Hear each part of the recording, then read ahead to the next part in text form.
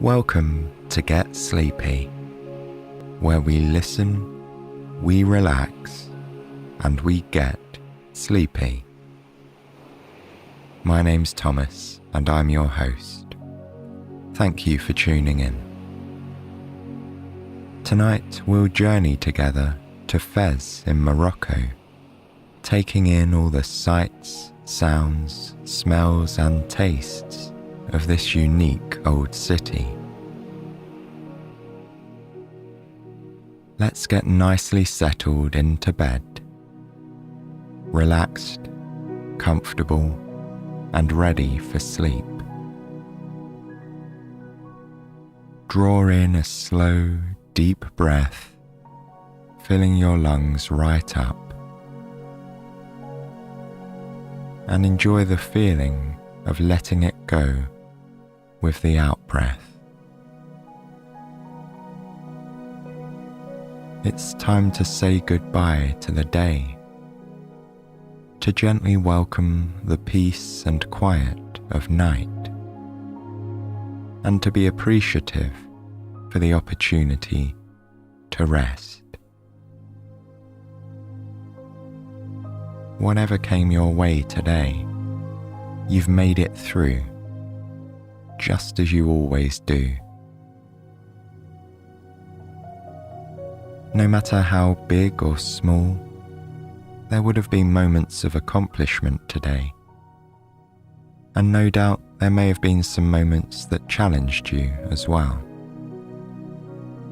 But here you are, at the end of another day, and you ought to be proud. We all know it isn't always easy being human. We have a heck of a lot to contend with, both outwardly and inwardly. So never underestimate just how well you're doing and the positive impact your presence has in our world. Thank you, quite simply, for being you.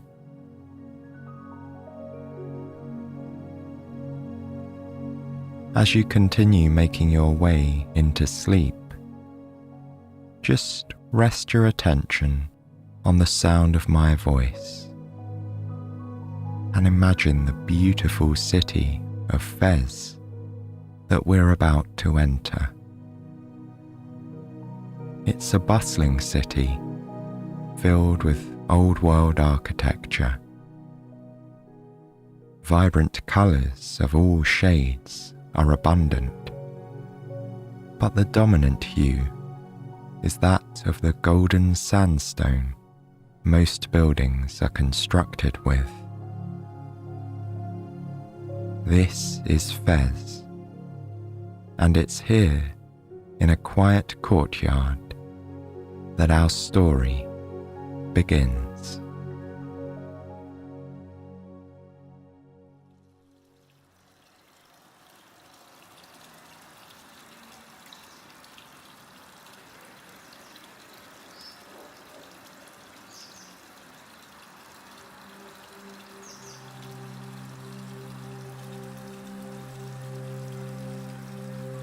Nate is sitting in the courtyard of a former palace turned hotel. He's a bit tired from his travels, but is feeling excited to finally be in Morocco. He awoke this morning in a carved wooden bed with the plushest mattress he had ever slept upon. He felt so comfortable laying atop the layers of bedding that it was hard for him to get up and start his day. When he learned that he had been selected to receive an academic fellowship, he decided to splurge on a fancy hotel to celebrate. He'll spend his first few nights here at the hotel before moving in with a local Moroccan family. It is by far the nicest place he has ever stayed, much more luxurious than his small studio apartment back home. It's a riad hotel, meaning it's built around a central courtyard that opens to the sky. Right now, Nate is sitting at a small table in the corner of the courtyard, taking everything in. There is a mosaic tile fountain in the middle.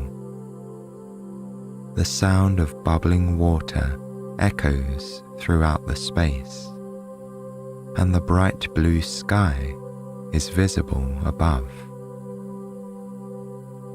In ancient times, running water would have signified luxury, as water was a precious resource. There are lush green plants in each corner of the courtyard. Banana leaf plants, majesty palms, and other kinds Nate doesn't know the names of.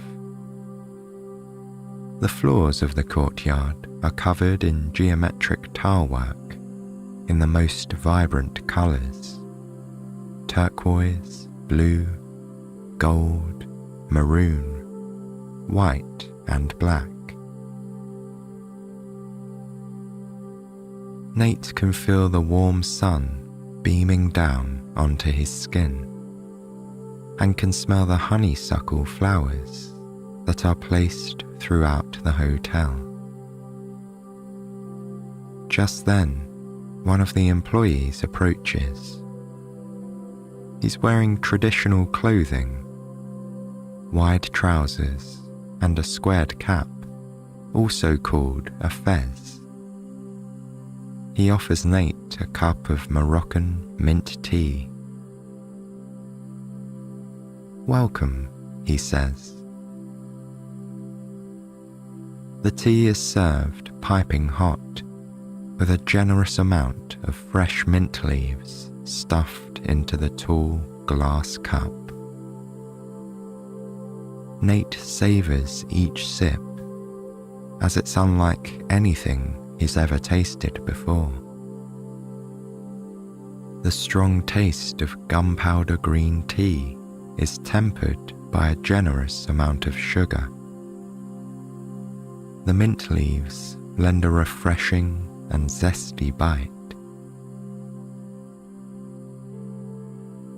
This setting is spectacular, Nate thinks to himself. While he is tempted to kick back and sip tea all day, he is also eager to get out and explore the Medina. The word Medina means city in Arabic and is also used to describe the older, historic part of a Moroccan town. His friend Hisham is expected to arrive any minute now to show him around. While he waits, Nate flips back through his guidebook. He learns that the city of Fez was founded in the year 789.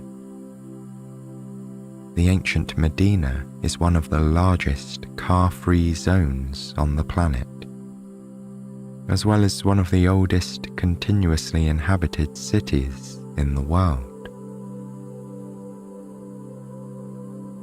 Looking at the map of this historic Medina, he can see that it's walled in and built in a labyrinthine style, with lots of winding alleyways. It seems like it would be an easy place to get lost in, Nate thinks to himself.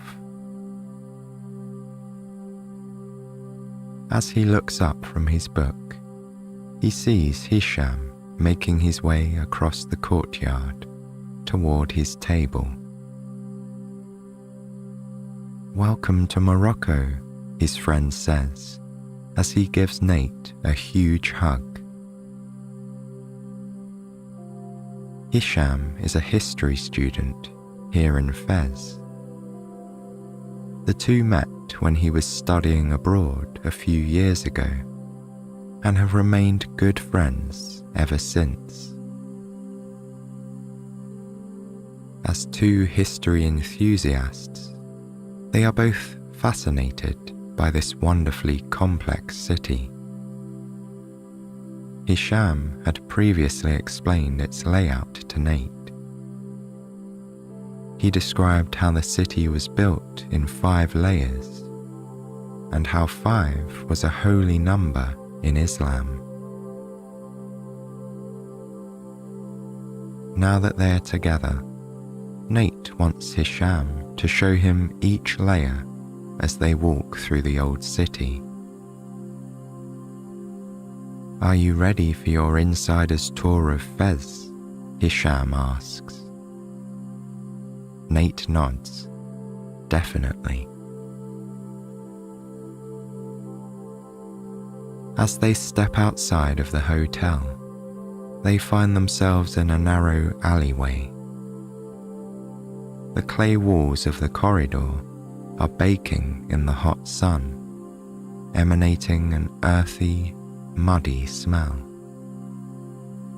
The fragrance of fresh spices and home cooking are layered on top of the hot clay scent, creating a truly unique sensory experience. Motorcycles zip by alongside shuffling pedestrians. In the distance, there is the clopping sound of a donkey pulling a cart. Hisham hands Nate some mint sprigs and tells him to hold them close to his nose. As the donkey cart approaches, they can see that it is full of sheep hides en route to the tannery. "The mint leaves really come in handy," Hisham tells Nate, smiling. The main path through the Medina is narrow and seems to angle slightly down, as if they are currently standing at the high point. Hisham pulls Nate aside and reminds him that the first layer of the city is the cemetery. On the hillside above the Medina are the Myrinid tombs. The Myrinids were a dynasty that ruled Morocco from the 13th to the 15th centuries. The tombs are purposely built beyond the city limits. He goes on to explain that they are now standing in the second layer where people live. There are lots of family homes and hotels in this area. Hisham points out some wooden arched doorways that are flush with the clay walls of the alleyways. The facades are modest, but beyond the simple doorways are beautiful riads. In other parts of the Medina, there are apartments that have elegantly carved wooden balconies. The two friends begin to meander further down the alley, and after a few minutes of walking, they smell the comforting scent of freshly baked bread. To the left, there is an opening in the wall with some steps down into a bakery. There is a big clay oven and a man standing outside of it with a long wooden paddle. A number of women crowd around the opening, waiting for their orders to be ready. Hisham explains that communal bakeries are quite common in Morocco, and that women will bring their own dough to the baker for him to bake. Hisham hands the man a few dirhams and buys some for Nate to try. As Nate pulls off a piece, fresh steam pipes out of the bread into the already hot air. He closes his eyes to savor the experience and smiles with satisfaction. Shortly thereafter, Hisham and Nate keep walking, winding down the Tala Kabira, the main path through the Medina. They pass through the food markets, where a whole new alchemy of smells presents itself. They continue on next to butcher stalls, past people selling fried potato dumpling sandwiches, and spice shops where the spices are proudly displayed in conical formations. Nate notes deep red paprika, bright orange turmeric, pungent cumin, dried red peppers, and even ras al hanout. It's Morocco's famous blend, containing upwards of 30 different spices. Nate also sees huge jars filled with dozens of types of olives and preserved lemons, and 2-litre bottles full of thick, cloudy olive oil. The smells all blend together into a tantalizing mix of spiciness, fermentation, frying oil, hot clay, citrus, and more. Hisham sees Nate peering around wide-eyed, as if he were trying to decide what he wanted to eat first. Hisham explains that this is the third layer of the city, where you will find all the food markets and restaurants. He walks away and comes back a few minutes later with a makuda sandwich for Nate. He tells him that this is his favourite thing to eat here. Makuda are spiced potato dumplings that are deep fried and delicious. Here in Fez, they are added to sandwiches with a fried egg and some melted cheese. According to Hisham, they are the ultimate comfort food, and something Nate must know about while he's living here in Fez. Nate takes a huge bite, and an expression of bliss immediately passes over his face. It's the perfect street food, he thinks, as he takes another warm, crunchy, salty bite.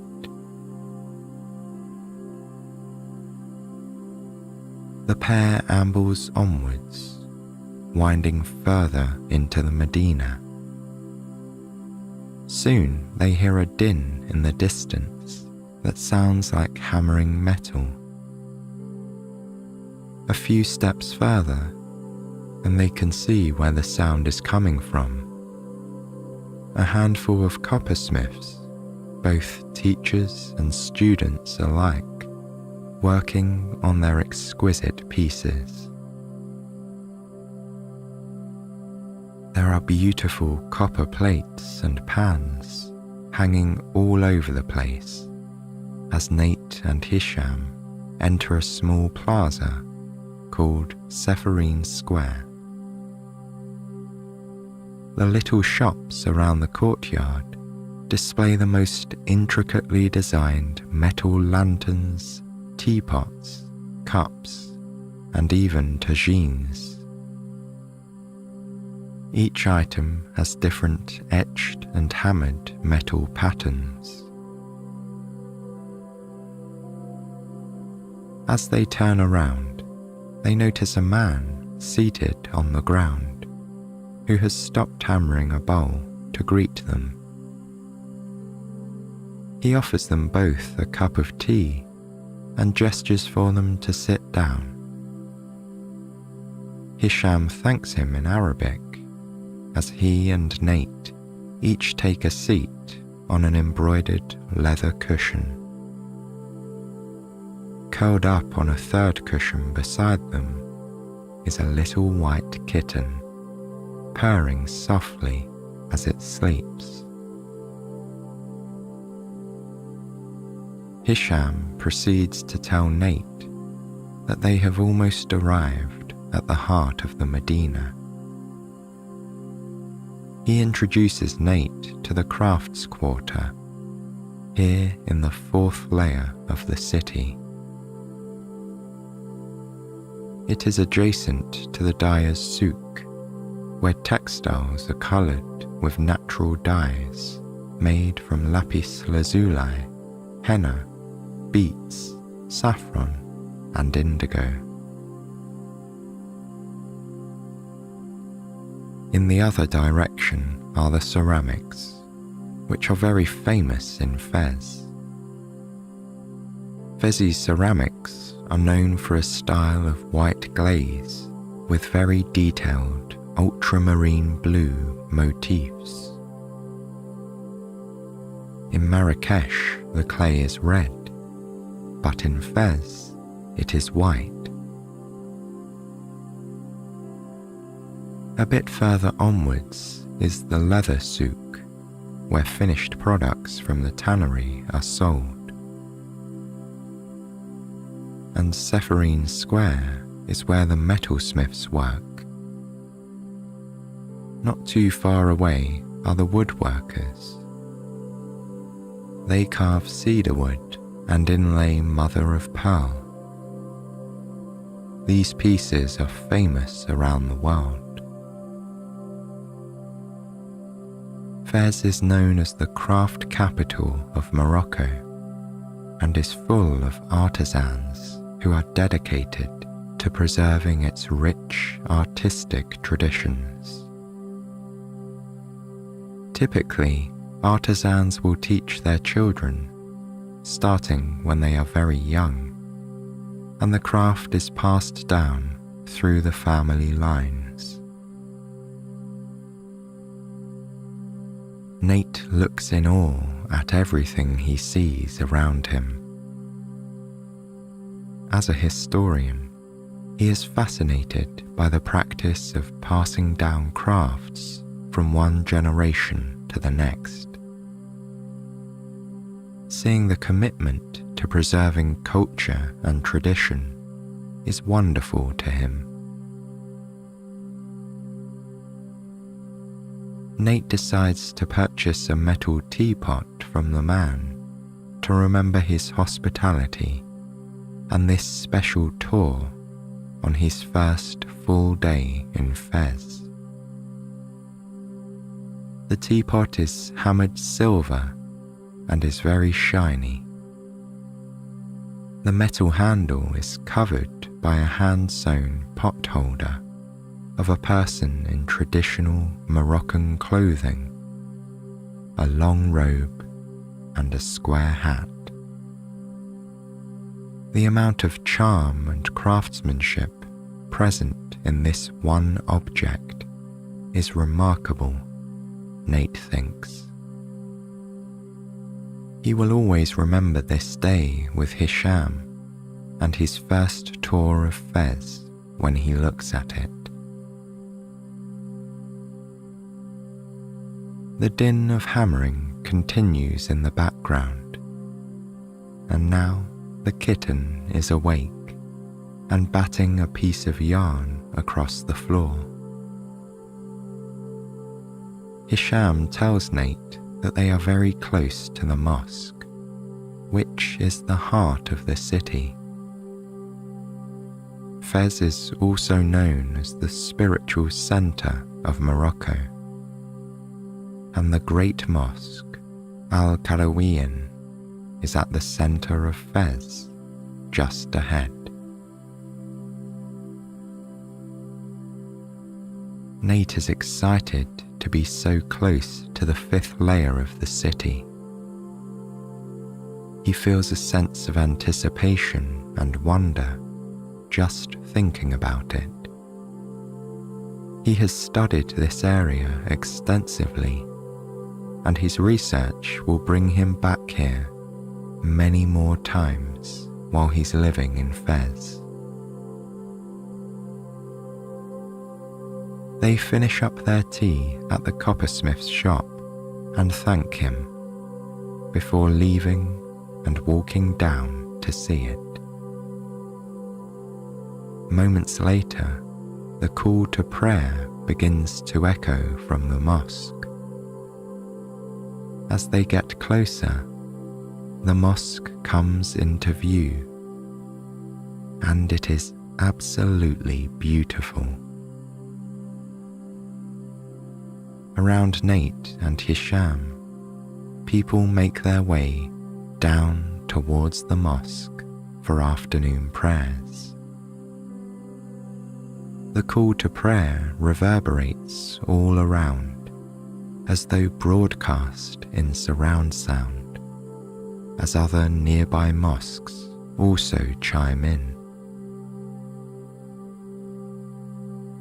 Nate has heard the call to prayer several times since arriving in Morocco, but this time it feels more profound. It has a beautiful, melodic resonance that stops him in his tracks for just a moment. What a lovely reminder to pause and contemplate, Nate thinks. Soon, Nate and Hisham find themselves walking across the square toward the mosque. The roof of the complex is green, so it can be seen easily from other parts of the city. As they approach, they see a group of men washing their feet in the fountain outside of the main entrance. The arched entryway is stunning. The door is made of carved and painted wood, surrounded by ornate stucco and tile work. Inside is a courtyard, and beyond that appears to be the prayer hall. Nate knows that as a non-Muslim, he must wait outside to be respectful. Hisham stays with Nate to explain what is unfolding in front of them. He shares that Muslims pray 5 times a day. The call to prayer is a reminder that it is time to stop what you are doing and take a few minutes to pause. If you are near a mosque, you can pray there, or you can stay wherever you are and simply observe a few moments of peace. This particular place is very famous and is considered to be one of the holiest sites in all of Islam. Al-Qarawiyyin is more than just a mosque. It is also an institute of learning. This complex was originally founded in the 9th century and has been a very special place ever since, Hisham says. People come here from all over the world to visit this sacred site.